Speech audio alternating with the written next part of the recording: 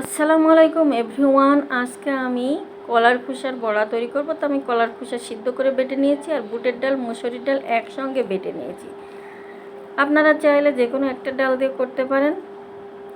আর আমি বেশ কিছুটা কাঁচামরিচ কুচি দিয়েছি আর রসুন কুচি, পেঁয়াজ কুচি, স্বাদ মতো লবণ, হাফ চামচ হলুদের গুঁড়া দেব, 1 চামচ শুকনো মরিচের গুঁড়া, 1 চামচ জিরার গুঁড়া, 1 চামচ ধনিয়া গুঁড়া আর 4 চামচ পরিমাণ চাউলের গুঁড়া দিয়ে দেব। দিয়ে এটা ভালো করে মাখিয়ে নেব।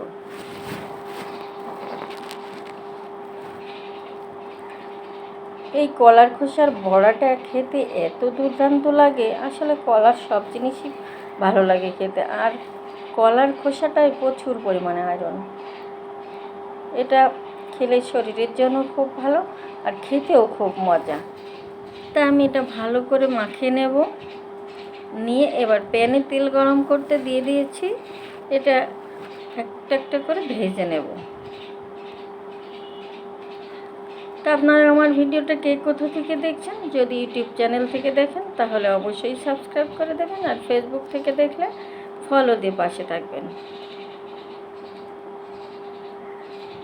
আমার তেলটা গরম হয়ে গেছে, আমি একে একে সমস্ত বড়া দিয়ে দেব, দিয়ে ভেজে নেব। এক পাশ হয়ে গেছে, উল্টে দিয়েছি, আর আমার ভাজা হয়ে গেছে, সবগুলো আমি ভেজে নিয়েছি। দেখুন কত দারুণ মুচমুচে হয়েছে আর খেতেও খুব মজা।